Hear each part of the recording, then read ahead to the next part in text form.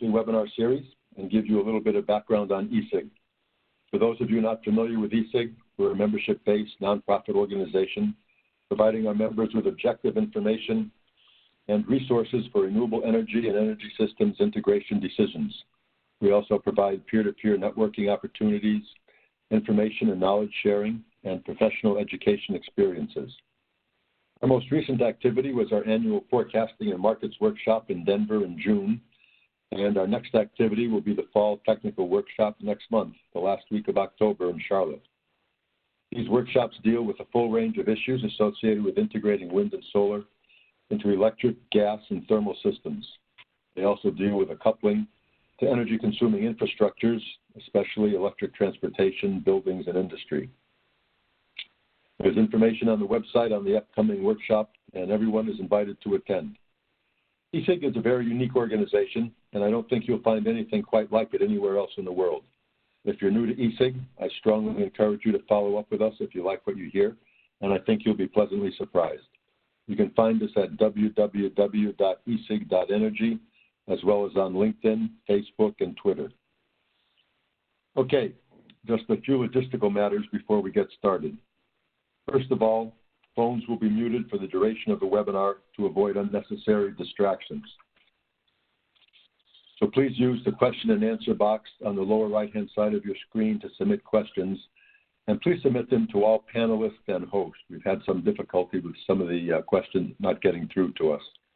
We'll save 10 minutes or so at the end for the Q&A. We plan to wrap it up at the top of the hour, and an email with a link will be provided once the presentation and audio file have been posted. We also plan to provide short responses to unanswered questions after the webinar, so don't be afraid to use the Q&A box. Just remember to send it to all panelists and hosts. Okay, so today's webinar is on the topic of energy storage integration into electricity markets, current status, and ongoing research. This is a topic of interest to most everyone involved in renewable energy today, and has stirred up a lot of interest in the related topic of hybrid power plants.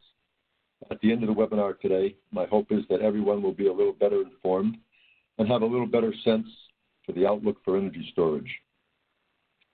The webinar will feature Dr. Erik Ela and Dr. Nikita Singhal from EPRI. Erik received his PhD in electrical engineering working with Mark O'Malley at UC Dublin, but we don't hold that against him. He's a group manager at EPRI, overseeing a broad range of power system planning and operations R&D activities, including market design and operation and renewable energy integration. Erik's involved in a broad range of industry activities at IEEE, CIGRE, and NERC. He's an internationally recognized author and speaker, and I consider myself lucky to count him as a colleague and a friend. Nikita is a senior engineer scientist at EPRI, focusing on emerging technology integration into operations and wholesale electricity market design and operations. She leads an ISO RTO energy storage market modeling technical working group and provides technical support for both power system operation and planning simulation. She received her PhD in electrical engineering from Arizona State University. I feel very fortunate to have both her and Erik here with us today. On a personal note, as I've gotten in the habit of doing, I took a look on LinkedIn, and I found out that Erik and I have over 240 shared connections, and Nikita, whom I've only known for a short while, and I have a little over 30 shared connections. So that's always nice to see. Not surprisingly, Erik and now Nikita are active participants in eSIG events, and I'm looking forward to what they have to say today. In this webinar, they'll discuss the history of energy storage participation in the organized markets and the details of energy storage market participation in FERC Order E41, including the differences in implementation plans across the ISOs. They'll conclude with the results of an EPRI study on the impact of battery state of charge management options in electricity markets. Okay, so without any further ado, let's go ahead and get started. And Erik, I'll turn it over to you. Great. Thanks, Charlie, and good afternoon, everyone. We're happy to be here and present today on this thrilling topic of energy storage integration into electricity markets. Just to give you an outline of the talk for today, we basically separated it into two parts. First, summarizing the changes that are ongoing and part of implementation by the ISOs and RTOs in response to FERC Order 841, including describing the order itself. Second, what we'll do is provide some insights on some research we are doing at EPRI, looking beyond those changes, sort of the several years beyond what has to be compliant with FERC Order 841 from a research perspective, to see what different market design options may lead to, and particularly looking at higher levels of energy storage as well as higher levels of variable renewable resources, to see what types of outcomes and what types of implementations, what they may lead to on those future systems. So the research itself will focus on how the state of charge of electric storage resource is managed. In other words, how the energy limitations are factored into the storage resources participation within the electricity market. We'll finally close with some planned and potential future research at the end. Okay, so before we discuss FERC Order 841, let's briefly describe the current state of electric storage participation before the order was actually finalized. So in terms of the different types of energy storage resources that are out there, we know a lot about pumped storage hydro. It participates in most of the ISO services and most of the ISOs where it currently resides. Pumped storage resources offer as a separate pump and separate generators, so essentially like a demand response resource when it's in pumping mode, and as a generator when it's in generator mode. PJM has a unique feature that they call the Hydro Optimizer, and that optimizes the mode of operation to minimize costs and ensure those state of charge targets, which is an important part in our research that we'll talk about later on, kind of using that model to understand what the implications are for additional storage resources doing that. Limited energy storage, things like batteries and flywheels, primarily participated in the ISO regulation service markets. The CAISO had what was called the non-generator resource program, which allowed those storage resources to provide an offer curve from its max consumption or max charge all the way to its max discharge, which in some ways could be considered somewhat of a benchmark for what the FERC order was directing others to do. Lastly, the industry, the ISOs, the market participants in all were unsure of how much capacity value storage resources provided to peak needs. So they were unsure, for example, how they could participate in capacity markets and how much they contribute towards the installed capacity needs. So another important thing to understand is a bit on why, in particular, limited energy storage resources were participating the way they were, which is primarily providing regulation service. And in many ways, we kind of split up the reasons in three different categories: tariff reasons, operator confidence reasons, as well as economics. So, for example, on the tariff categories, it's potentially the reason that it just wasn't prioritized through the stakeholder process to get tariff changes. The participation models, which is a term that FERC started using more heavily since the order, didn't quite have an option for energy storage to participate beyond regulation service. And in some cases, there may have been specific technology language. In terms of confidence, it may have been that the system operators didn't have the confidence for some of the limited energy storage resources to provide longer duration services due to the fact that they had limited energy, and really just the fact that there was less experience in how they performed, because there just wasn't that many resources providing any of the services beyond regulation. And then economics played a big part. So regulation is typically the highest priced ancillary service, so not as much of a benefit to provide other services since the capacity cannot be necessarily shared across the services at a particular time period. Regulation also was energy neutral, which really helped the limited energy characteristics of storage resources over these shorter time periods. Also didn't see really a lot of spread in the energy prices in terms of using high and low prices for arbitrage opportunity. And related to that, until recently, a lot of the real-time markets for providing energy actually averaged out the settlements to an hourly level, meaning that really the energy storage didn't have an opportunity to provide arbitrage within the hour. That is changing with FERC Order E41, but these are some of the reasons why limited energy storage resources were participating the way that they were. Okay, so FERC Order 841 came out in February of 2018. Here are the key parts, the key directions of the order.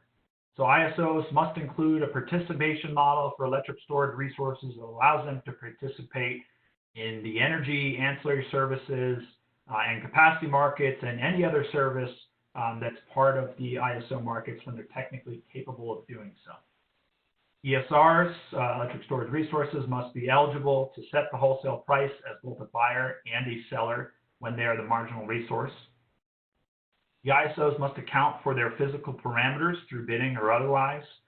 The ISOs must allow a minimum size requirement that is at most 100 kilowatts, allowing for smaller resources to participate in the various markets. The sale of energy that is stored from purchases in the wholesale market must be sold at wholesale nodal prices. And then the ISOs must allow self-management of their state of charge. So I'll just provide a little bit more detail, and then we'll show some charts looking at the different comparisons of how the ISOs have actually implemented or designed their changes to comply with the order. So in terms of the definition, FERC had a definition that said ESR, electric storage resource, is a resource capable of receiving electric energy from the grid and storing it for later injection of electric energy back to the grid, regardless of location, or whether it's transmission or distribution. This does not include behind the meter that do not inject energy. These would be considered demand response. The definition includes a minimum set that can be further defined by the ISO, so the ISO can have a different definition in its tariff as long as it was in line with the FERC definition. And then I also wanted to mention that hybrid resources, those that have storage combined with another technology co-located, were generally described as being out of scope of the order, but that they can use this participation model if the ISO allows it. That's the case. So another key point is that the storage resources under this definition do not have to necessarily use the ISO ESR participation model.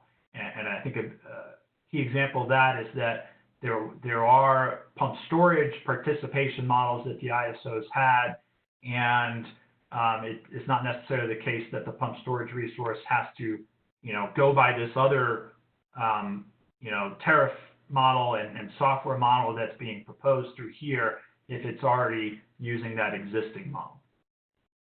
So the ISOs that already have these models do not have to consolidate, with one model as part of that rule.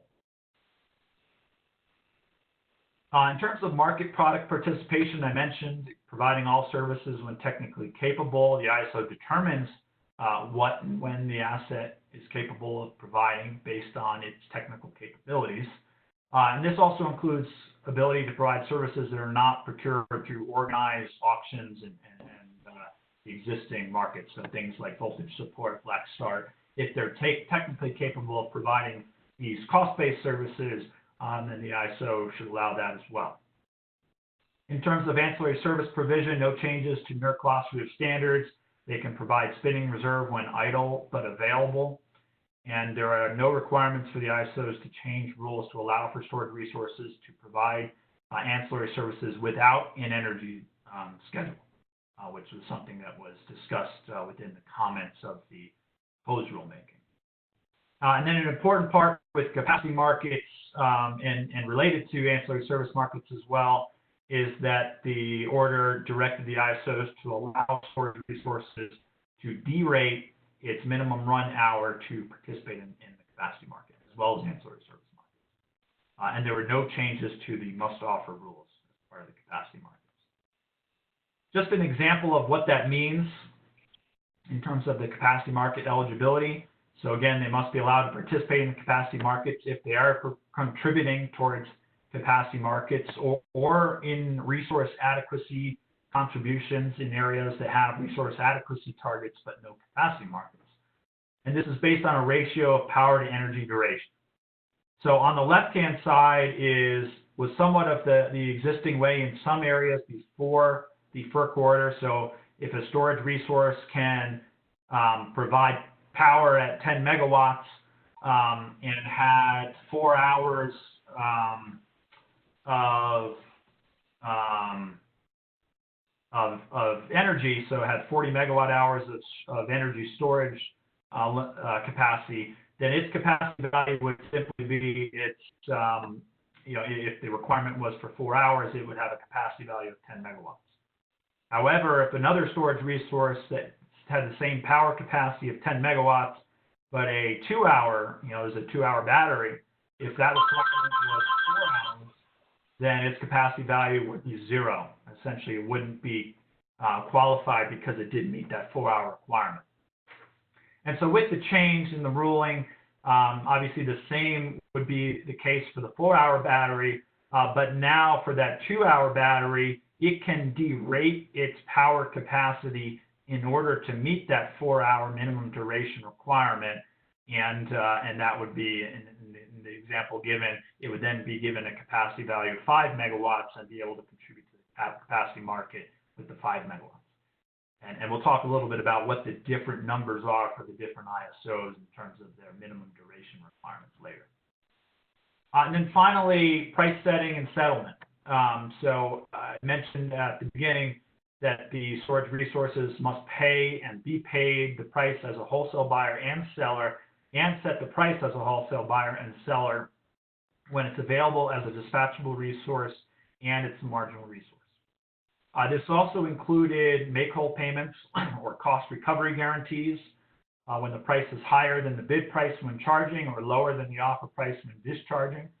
So they had to be given those guarantees if they were given schedules that are uneconomic given their offers. And the prices for buying and selling were at the nodal level and not the zonal level. Transmission charges to load can be applied to storage resources when charging unless providing a service to the ISO RTO. There were a lot of questions around what a service, how far that extends. And then finally, requiring direct metering for better accounting of wholesale contribution. And this is the timeline of 841. So we're now far along. So the order, as I mentioned, came out in February 2018. There were a number of motions for rehearing and clarification that occurred in April 2018. And the end of last year was the deadline for submitting the compliance filings, where the end of this year will be the deadline to implement those changes. And we do note on the bottom that a number of the ISOs have requested for a waiver to extend that implementation deadline. So that's where we're at right now. And with that, we'll talk a little bit about the different implementation design proposals. Thanks for providing the background on FERC Order 841, Erik. So now we'll start on the current ISO RTO Order 841 implementation design proposals that are in place. Yeah. So each of the rows in this table basically talks about one particular aspect of Order 841. The way to read this table would be that the design aspect that was found to be common between the ISOs is listed in the row at the top of each row, and something that was found to be unique in each of the ISOs is listed in the columns. So, as an example, when it comes to the participation model, it was noticed that most of the ISOs are proposing two separate participation models for continuous storage resources versus storage resources which have a discontinuous operating range, for example, your pumped storage hydro resources. All storage resources will be allowed to participate in energy, ancillary service, and capacity markets whenever applicable. In this regard, note that New York ISO and SPP have stated that pumped storage hydro resources can specifically, they cannot submit a simultaneous charge and discharge offer in the same hour, whereas California ISO is allowing for the simultaneous submission of a charge-discharge offer in the same hour for pumped storage hydro plants. Erik already mentioned about pumped storage hydro plants using the pumped hydro optimizer in PJM, so that's a little unique when it comes to PJM. Moving on to the offer parameters, it was noticed that almost all the ISOs are proposing a continuous models for batteries, especially. So they would be submitting a continuous offer curve which extends from maximum charge through to maximum discharge. So this is essentially a dispatch-only model, so it excludes commitment-related parameters such as minimum and maximum charge times, discharge times, fixed costs such as no-load costs, and startup costs would be excluded in these cases. It's usually the case that these continuous resources don't have these kind of costs. When it comes to specific parameters, almost all the ISOs are allowing for the submission of state of charge related parameters in the day-ahead market. So these include your start state of charge, round-trip efficiency levels, state of charge limits, the maximum and minimum limits. When it comes to real-time, most of the ISOs are requesting for a real-time telemetry of the state of charge. One unique aspect here is that we will be talking more about why this is the case, but PJM is going to be requesting state of charge telemetry just for situational awareness, and it is not going to be tracking the state of charge through the time. When it comes to pricing and settlement, almost all storage resources, almost all entities are allowing storage resources to set the wholesale market prices whenever the resource is marginal. All these resources are going to be allowed to set the wholesale prices and receive make-whole payments if they are dispatched out of the market for reliability reasons, for instance. Now, there was this one particular aspect that withdrawals from electric storage resources will not be subject to transmission charges when charging to provide a specific service. There were questions around whether this specific service also extends to withdrawals for later injection of energy back to the grid, or is it just ancillary services? In this regard, most of the ISOs are saying that withdrawals would be exempt from transmission charges when it is for energy as well, but MISO is going to be charging transmission charges to electric storage resources, and only regulation will be exempt from these transmission charges. Given that pumped storage hydro resources in PJM are going to be using this hydro optimizer, which is a separate optimizer from the day-ahead SCUC or SCED, Security Constrained Unit Commitment or Economic Dispatch models, they will not be allowed to set wholesale prices, and neither can they offer in their negative dispatchable range. Moving on to the next aspect of the Order 841, which is to do with ancillary services. Almost all independent system operators are allowing electric storage resources to provide ancillary services without specifically requiring for energy schedules, provided that these resources respect the eligibility requirements for ancillary services. One example of that requirement could be your duration requirements. Each of these ancillary services have a duration requirement. So note that in this regard, the ISOs will be allowing for capacity derates to meet this duration.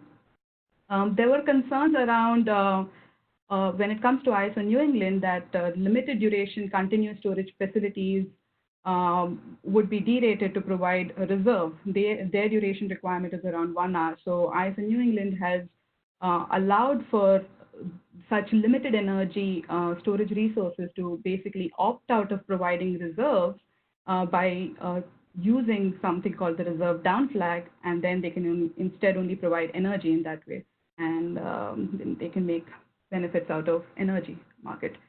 When it comes to capacity markets, almost all the ISOs have modified their tariffs to allow for capacity D-rates to meet the minimum duration requirements in these capacity markets. We all know that there are like different duration requirements in each of the ISOs, varying from starting from 2 hours in ISO New England to 10 hours in PJM. In this regard, one thing that was unique was which is related to New York ISO, and there it was mentioned that electric storage resources are required to elect for ISO state of charge management option in the day-ahead market if they want to participate in the capacity market. But they are free to opt for self-state of charge management in the real-time market. This was done to basically ensure reliability. The next aspect of the order relates to state of charge management. It was noticed that only a very few ISOs are allowing for both ISO state of charge management and self state of charge management. We're going to be talking about this at length in the future slides. The entities that were offering for self state of charge management, examples of those are FPP, ISO New England. These entities are ensuring that state of charge levels will be feasible, but not that the state of charge, target state of charge for the end of the day would be modeled, so that's not optimal. So, but feasibility would be ensured. When it comes to here, so you can see that PJM is the only ISO which is going to not ensure feasibility when it comes to state of charge, and that option is referred to as the self state of charge management. Whereas California ISO is offering both ISO state of charge management and self state of charge management. So they would essentially also have the option to ensure feasibility and optimality of the state of charge, and they will also allow storage assets to choose or opt for self state of charge management. New York ISO is going to be allowing electric storage resources to switch between the different state of charge modes within different hours of the day of the real-time market. These modes can also be switched between the day-ahead market and the real-time market. But as electric storage resources will not be allowed to switch between modes within the different hours of a day-ahead market, because the day-ahead market is solved altogether at once with the 24 hours model together. When it comes to minimum size thresholds, almost all the entities have reduced the minimum size thresholds to 100 kilowatts for all the markets. Here, something that was found unique was with respect to California ISO. The size threshold has not been reduced for ancillary services. It's still at 500 kilowatts. All the entities are allowing for aggregation behind the same pricing node, or essentially the transmission node.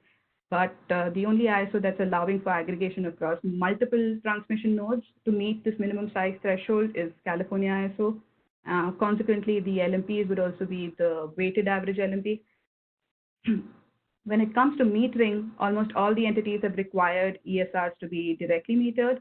SPP is going to require meter agents to submit these settlement meter values instead of direct metering. So they have to come up with their own ways to do that. Okay, so now we'll go over to some of the EPRI research studies.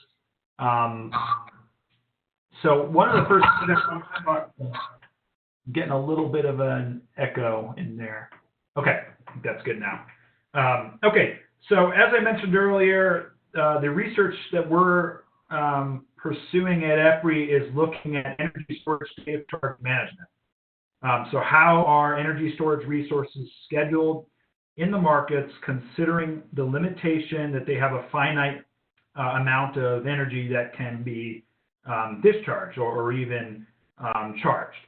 So one of the things to mention is that state of charge management was kind of a term that was being thrown around a number of years ago that was primarily referring to how batteries were being utilized in the automatic generation control. And it was around how the AGC would sort of give the, give the set points to sort of control what that state of charge was at all times to ensure that it had sufficient energy to provide. but the term was then sort of used within the FERC order to refer to other things like providing energy in real time, providing energy day ahead, providing other ancillary services, and it wasn't necessarily given a full definition within the order, or at least not that we saw, and there was lots of clarification and that were asked from the ISOs and other commenters as well. So we've been using the term ISO state of charge management and self state of charge management. We had a good discussion with the Energy Storage Alliance that had their kind of definitions as well. So ISO state of charge management, they said, involves monitoring and causing to change the state of charge by adjusting resource operating parameters or power level, and perhaps including the placing and or adjusting of offer bids to modify dispatch to achieve a desired state of charge level. Self state of charge would then be including the ability to adjust the offers or bids and or operating parameters on a short-term basis to basically ensure that the state of charge was within its limits. In terms of our definitions, we called the ISO state of charge management. It was defined that the ISO monitors the current state of charge, anticipated state of charge, and other related ESR parameters like round-trip efficiency levels, and makes scheduling decisions and schedules that explicitly lead to a desired and feasible state of charge level at all times.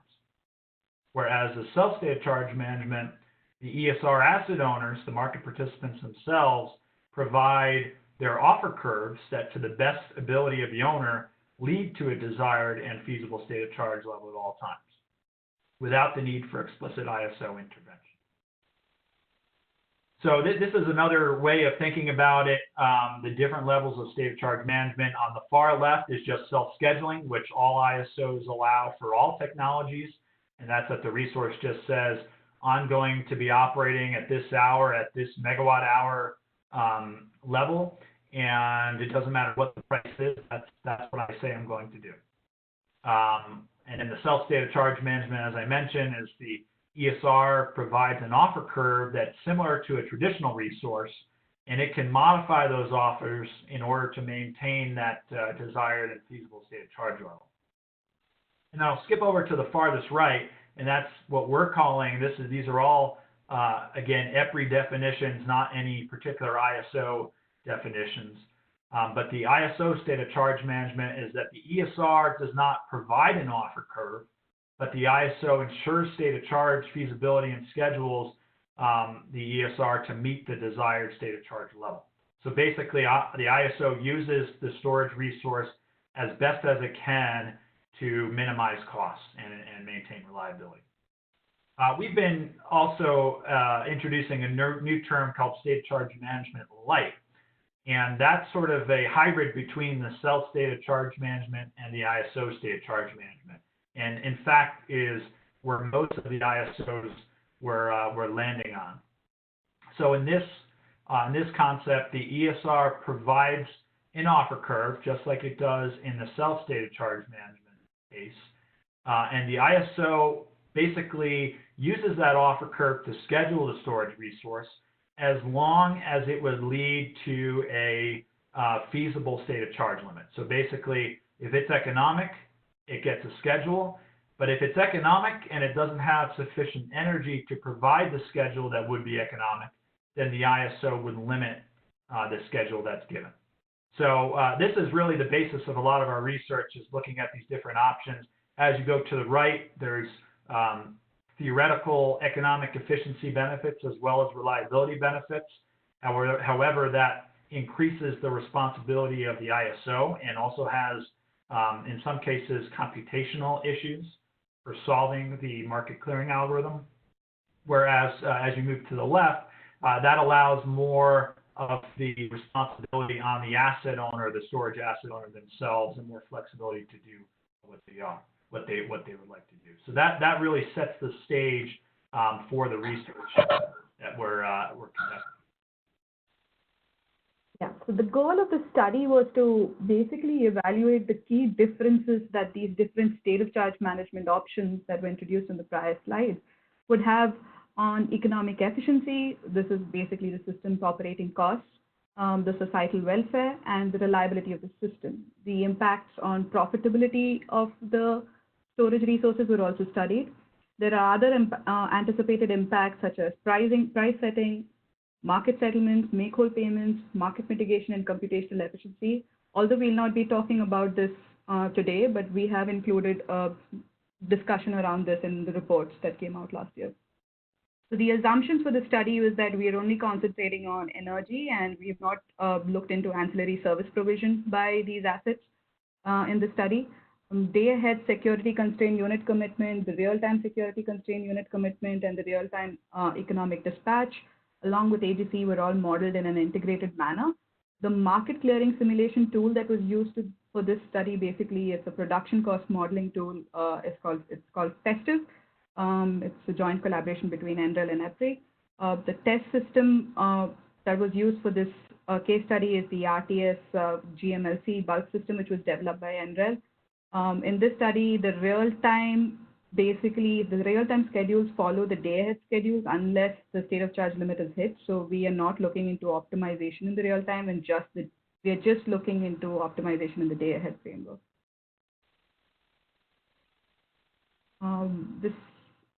The RTS GMLC system is a realistic moderate-sized system. It has around 73 buses. It's small enough to see specific changes with these different sensitivities that we wanted to look into. The system as such in its current state had instantaneous penetration from these variable renewable resources, which exceeded 100% in some cases. So that was reduced to have two specific variable renewable energy resources penetration levels. One was a high level and a low level. The capacity of the system was around 24 gigawatts. Different cases were studied in this particular study. We had varied the penetration level of the renewable resources between low and high penetration levels. Different electric storage resource penetration levels were studied. There was a case with no ESRs. There was a case with low and high ESRs. Different state of charge management options were looked into. This includes self state of charge management, the new EPRI term, which relates to a state of charge management light, and ISO state of charge management. Different duration of ESRs were also studied. In this particular study, we looked into 4-hour and 1-hour duration ESRs. So giving you a little more information about the penetration levels of these variable energy resources, the average penetration level for the low case was around 9% of energy demand, whereas for the high case, it was 32% of the energy demand. When it comes to storage penetration levels, the low case had around 300 megawatts of storage resources. This is essentially 6 50 megawatt storage resources. The round trip efficiency was set to around 85%.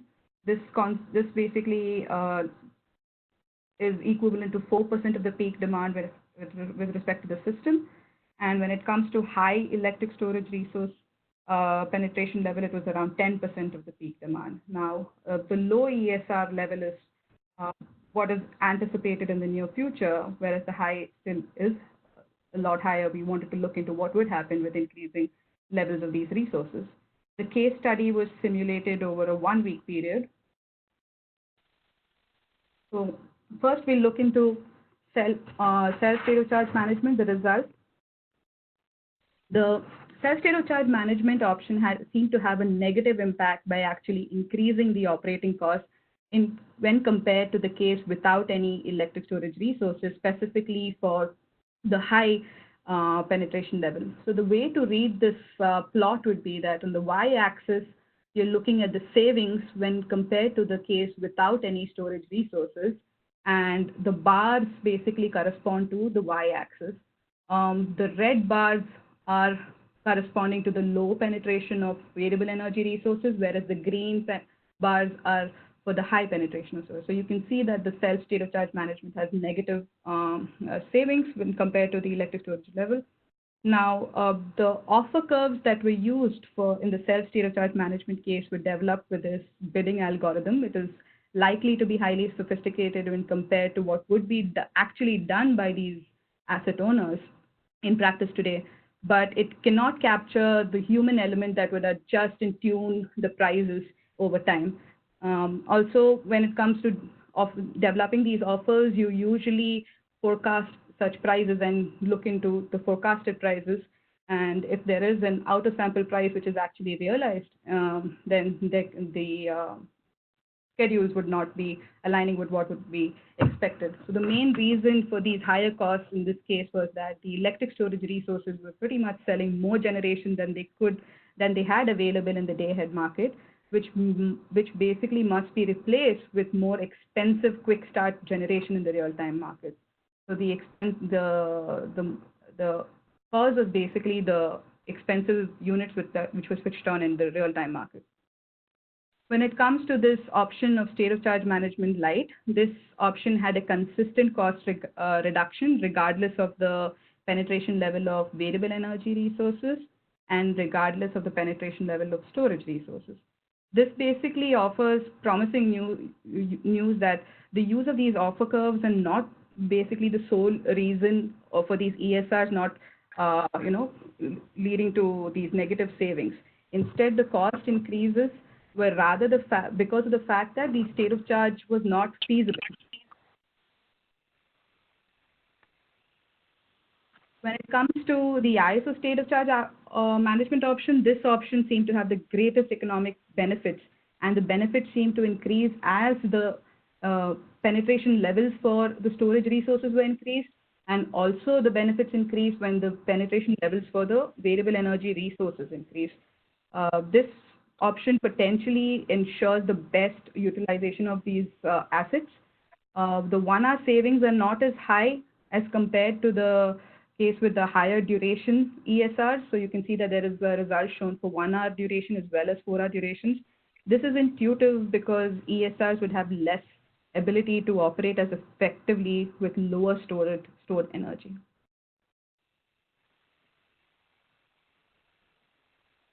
When it comes to the profit, this is another metric that we wanted to talk about. When it comes to the profit, the top graph basic is the day-ahead revenue and the real-time revenue has been separated out.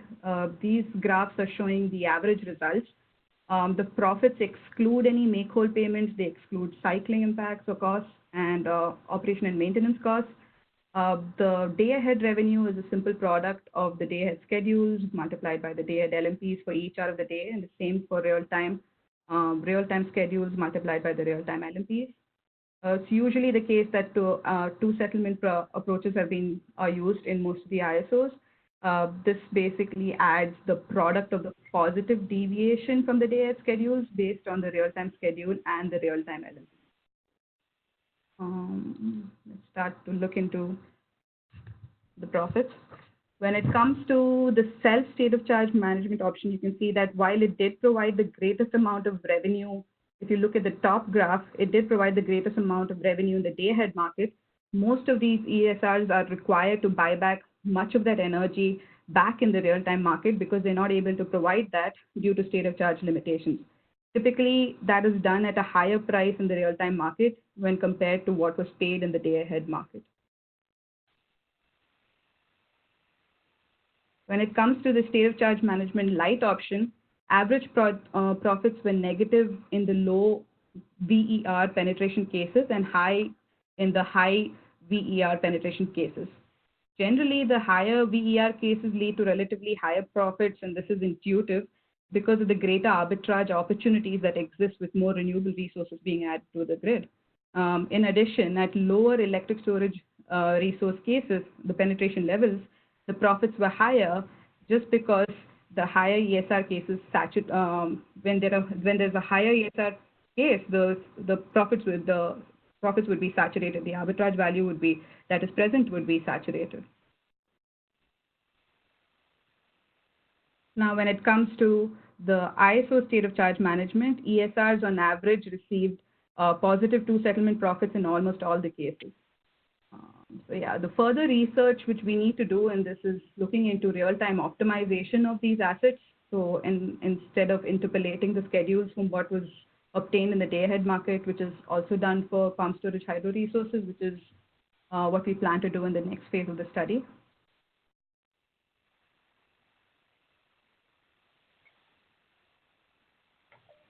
Thanks, Nikita. So to close up our talk today, we wanted to just include a couple other research questions that we've been thinking about, and we at EPRI work very closely with all the ISOs in North America, as well as utilities throughout North America, as well as throughout the world, and getting some of those thoughts from them as well. And we work very closely with some of those initiatives that are being thought of.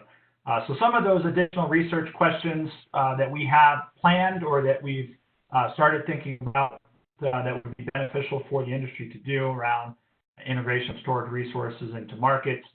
First is sort of continuation of the state of charge management challenges and different designs for ensuring that state of charge. So the study that Nikita was showing had a focus on state of charge management in the day-ahead market. We are now looking at how that can be extended to real-time, and essentially what happens with forecast errors, outages, and other things. Essentially, how do you maintain that state of charge when you go from day-ahead to real-time and schedules may change?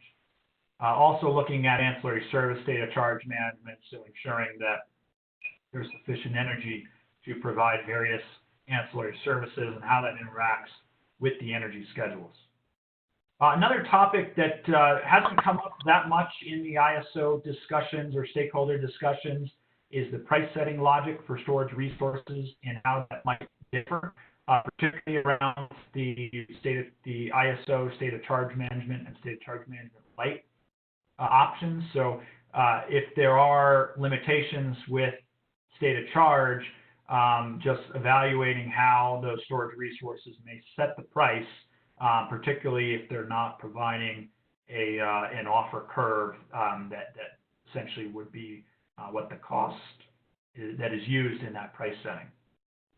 We're looking a lot at the additional challenges of integrating hybrid resources, so co-located, multiple technology resources. Primarily, we're talking about still bulk system connected resources.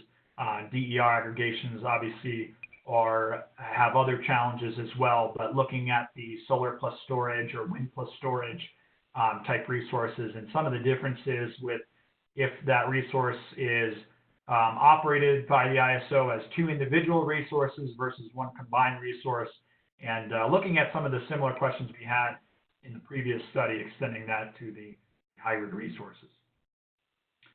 Enhanced energy usage representation. A lot of the ISOs use power when they're in their market clearing software, and you have to look, for things like ramp rates as an example, and you do have to look at energy when you're talking about state of charge, and that can add some complexity. Make-whole payment calculation we've looked at a little bit. How does this differ for the different options?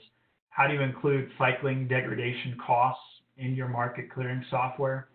And then the utilization of storage resources in the reliability unit commitment process. And this is just a small set of those additional research questions, and we're always hearing more from the folks we participate in. Just to, since we do have a few minutes left, I'd kind of show the dilemma related to really this first question here about managing state of charge in real time.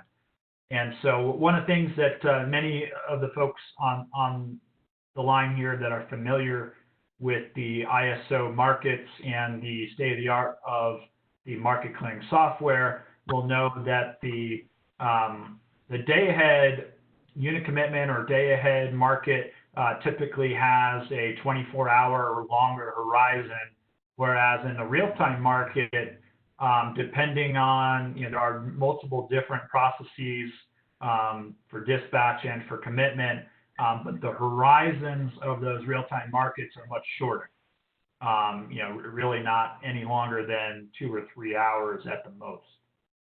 So you have this question of, I've made these decisions of what the optimal scheduling is for the storage in the day ahead, And the question comes, how do you change that in real time when conditions change?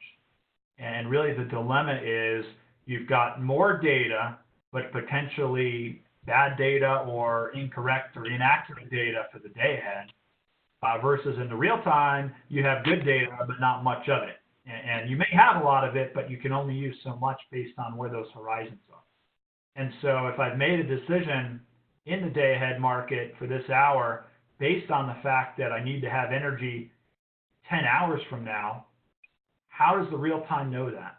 And so these types of questions, they're starting to come up in the ISO discussions, and these will, I think, will only increase in interest and complexity in the different types of options that are out there, and this is one of the things that we're looking at. So that's all we have for today. Looks like we have about 10 minutes for questions, so I'll hand it back over to you, Charlie. Okay, sounds good, Eric. Thank you.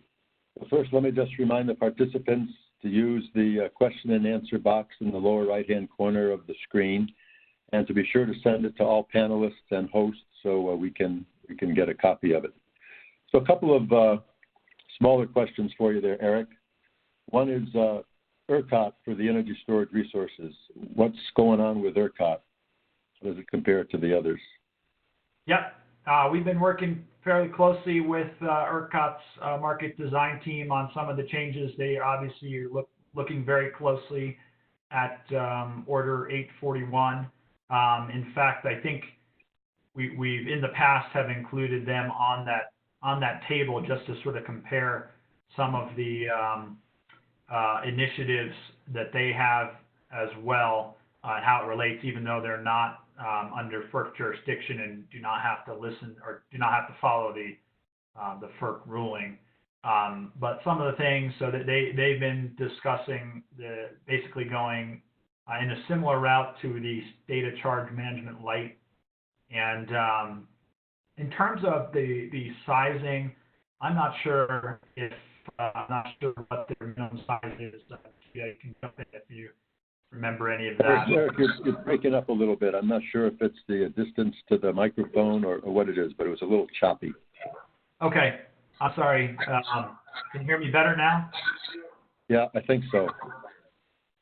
Okay, well, I think there's a lot to talk about in terms of how ERCOT's designs are different, and something we have tried to include in those tables, but we might reach out to the individual that asked the question offline and maybe provide some additional details on how it compares to some of the FERC order directions. Okay, good, thanks. A question on capacity value and how it's measured or how many hours are required in the different markets. What's going on there? That seems to be a question that comes up pretty regularly. Yeah, maybe Nikita, you can respond. We should go to that table to do that. Yeah, they haven't changed their requirements when it comes to the duration. At least that's the case. What we know is that at least New York ISO had done the study with GE, wherein they plan to potentially modify the 4-hour requirement to 6 hours, whereas the others are not going to be changing it specifically for storage. The reason being that, FERC order did not require changing of these hours, and storage, their justification is that storage can provide a sustained requirement for that longer duration, so they shouldn't be treated any differently in comparison to the traditional resources. So yeah. Are you seeing much pushback in the industry on those numbers? Is there much buzz going on around that? I know that there has been in the PJM stakeholder community around the 10 hours. I know that's an ongoing discussion, and there's a lot of different folks that have done these types of studies that have tried to give some better, having just a fixed number. As researchers, we would always argue against these, just single numbers, and it depends on so many different things. Obviously, the simpler the better in a lot of how you create rules and things like that. But there's been a lot of different methods for how you would calculate these numbers, and and also others have argued that they're not linear, that derating it, just based on a linear term is maybe not the right way of doing it either. So there's a lot of research out there that's evaluating these numbers for different systems, showing how the methods that can be used to do them, and all the different sensitivities that impact that. I know we've done a study on this. I know GE had done a study with NYISO to help them as well with a number of sensitivities, and I know a few others have looked at other methods to try to get these numbers, improving the way of getting these numbers. Yeah, sounds like a work in progress. A question here, Eric, on computational requirements for the ISO state of charge management. You mentioned it in your comments, but could you say anything additional about the computational issues and solve times when the different state of charge management approaches? Yeah, absolutely. So in terms of the ISO state of charge management, which is essentially optimizing the mode of the storage resource and the dispatch of that resource, given the state of charge limits and given the, in most cases, a desired state of charge, for example, at the end of the day. PJM does this for their pump storage plants. They have I think, fairly large plant that includes, I can't remember, 3 or 4 different units, and or maybe potentially more than that. But I know that separate model that does that, what they found is doubling that number, really increased the amount of time it took to solve their day-ahead market. I know a number of the other ISOs that have done some testing around that further option have run into some limits as well. So really we're talking about and there's kind of 2 different things. The ISO state of charge management, because of the intertemporal nature of how that works, it increases the amount of time to solve the market clearing software. And then the other issue that's being discussed, and one that NYISO did bring up, in fact, if you saw I think it's this one, the phase approach, is the small resource change in the order, and the fact that having this many small resources participating in the market just means more variables, and harder, more variables means longer time to solve the problem, and other things like binary variables that can come out of that, depending on how the ISO makes those designs, all can have an impact on how long it takes to solve. Yeah, good observation. One last question, and then we'll have to wrap it up. Short-term 5-minute price spikes. I remember a presentation from the ESIG meeting, the spring meeting, where one of the presenters was showing battery able to make a lot of money by capturing very short 5-minute price spikes in the market. Have you looked at any simulations in that short a time span, or are you just looking at more the hourly level? Yeah, our tools are looking at sub-hourly, and I know that there's been a lot of work looking at basically just taking existing prices to see what types of revenues a potential storage asset would make based on 5-minute pricing. I mentioned before that a few years ago, and I'm actually not totally aware of the existing where it settles, but that the FERC Order 825, before that happened, a lot of the markets, at least half of them, settled, even though they had 5-minute dispatch and 5-minute pricing, they actually settled on the hourly level still. So it all averaged out within the hour. So a storage resource effectively couldn't take advantage of those 5-minute price spikes within that model. That's all changing, so there'll be greater opportunity to do that.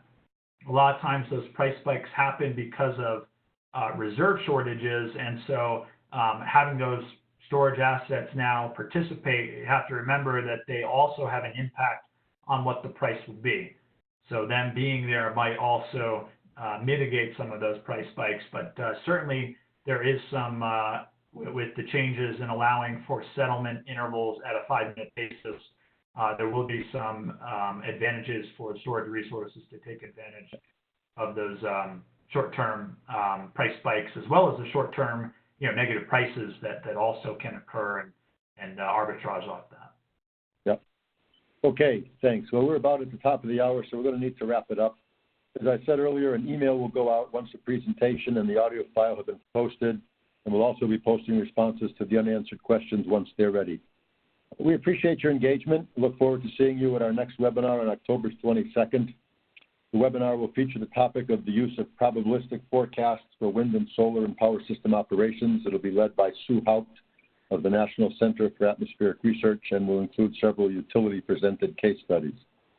This is a very timely topic today, both domestically and internationally, given the rapidly increasing penetration of wind and solar power plants, including hybrids in electricity markets. So I hope you'll all be able to join us. Further information on all the webinars and meetings can be found on the website at www.esig.energy under events and in our newsletters and informational emails. Erik and Nikita, I want to thank you again for this very timely and informative webinar, and thank all of you for your interest. We look forward to seeing you next month with Sue on forecasting or at the Fall Technical Workshop in Charlotte. In the meantime, take care, everybody, and thanks again for your participation.